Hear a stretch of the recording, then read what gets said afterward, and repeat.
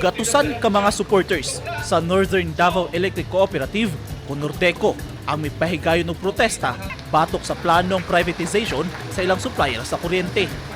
Sayop pa lang sa buntag, nagtapok na ang mga supporters sa Norteco at Tubangan sa Provincial Capitol. Tumong sa protesta nga dili nila gustong usa ka pribadong kumpanya ang muhatag kanila og supply sa kuryente. Makita sa ilang mga placard ug madungog sa ilang mga singgit ang ilang mulo nga pagsupak sa pag-takeover sa Davao Light Electric Company sa probinsya. Sumala ni Ariel Perote, ang sekretary sa Coalition Against Privatization of Electric Cooperatives, tumong sa ilang protesta nga ipasibaw ang ilang sentimento sa pagprotekta sa Norteco. Nagkatapok kami og nagkauyon nga among ipasibaw sa malinawon nga pamaagi ang among sentimento sa pagprotekta sa kooperativismo ug ang serbisyo elektrisidad dinhi sa duha ka probinsya sa Davao.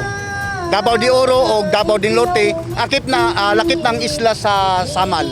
Laod nagaingon nga kinahanglan walay lain nga mga electric company private entity nga nasa serbisyo sa elektrisidad nga mutik over dina sa daan nga mga franchise area sa Norteco. Nakita namo nga walay lain nga tiunay nga mohatag og serbisyo sa mga lumulupyo dinhi sa atong probinsya kundi ang atong kooperatiba. Tungod kay ang kooperatiba sa esensya mao kini ang mga buses, mga tingog sa katawhan. Hugot sab nga gibabagan sa Recoboda Party List ang pagpasa sa House Bill 10554 kung pag-extend sa Davao Light Franchise Area sa Davao del Norte. We objected on the passage of that House Bill 10554, expanding the franchise area of Davao Light and Power Company. No?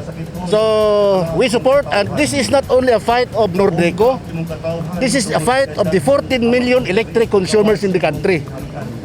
Ayaw natin na magiging negosyo to. Dapat ito serbisyo lang. No?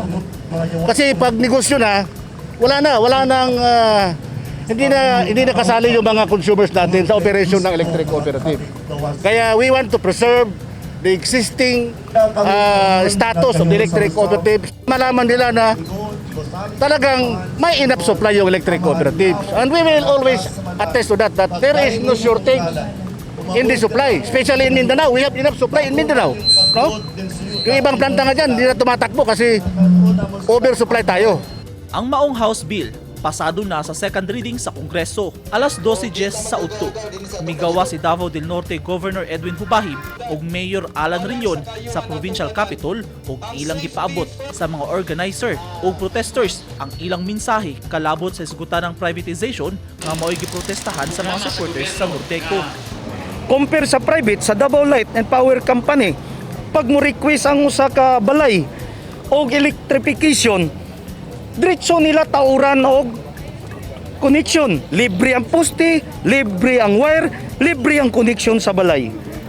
Asa ka na, tanang sityo Purok sa 2nd District sa Davao del Norte, mauning Panabo, Carmen, Duhali, Santo Tomas, libre ang connection hantod sa pinakalayo nga sityo o Purok. Nanay elektrisidad. Unya napay street light. Walay gigasto ang gobyerno. Kung na may igawas nga budget ang gobyerno, i-refund pud nila through sa ilang connection. So dako kayo og diferensya. Ang per kilowatt sa Davao Light, 7.9 pesos per kilowatt. Walay system loss, walay generation charge. Ang Nordeco, ang ilang charges, 11 pesos in minimum, maximum of 17 pesos per kilowatt. Then, naapay system loss nga almost 100%. Naapay generation charge nga almost 100%. Yung sa naman na nagbayad ang katawan sa kuryente nga wala nimo gigamit. So kamo di aron makita nako kanang dapita diha. Wala ras. Dugol jud kay mo. So palihog lang organizer, you are responsible. Di na lang ta magistoryahay nga murag na isahan mi ninyo, di ba? Nagsabot ang akong opisina nga mo follow gyud mo. Wala ninyo na control.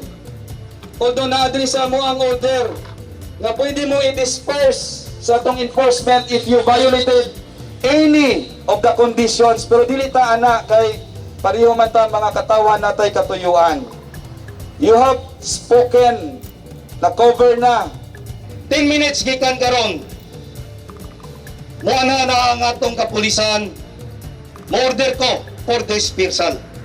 Human sa mensahe ni Governor Hubahib ug Mayor Leon, gihatagan og 10 minutos ni Governor Hubahib ang mga organizer ingon man ang mga may protesta nga mopapauli na sanglit ginadili paghihapon ang panagtapok tungod sa pandemya.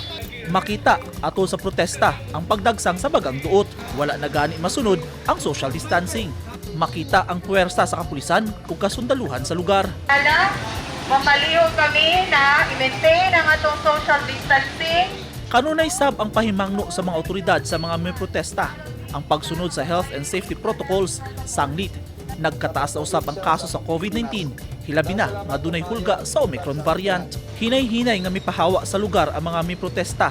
Human gipasidad-an ni Governor Hubahib nga pamultahon sanglit. Nakasupak sila sa gipatumang health protocols, hilabi na magipilawom sa alert level 3 ang probinsya. Nagpasibaw sila sa ilahang mga gusto nilang mga mulo, pero naato ang na-control na peaceful lang nahuman ang rally nga peaceful. Kahinumduman, gimanduan ni Pangulong Rodrigo Duterte ang Department of Energy nga maghimog inventory ang mga co-op sa nasud o kinahanglan mahatagan og bastanting supply sa kuryente ang mga electric power consumer pinaagi sa electrification program. Sanglit, kuryente ang usa sa mga nag-unang panginahanglanon sa panimalay. Usa ang Nordeco sa probinsya sa Davao del Norte sa 121 ka mga electric cooperatives sa nasud. Eugene Hinutan, Newsline Philippines. Stay safe.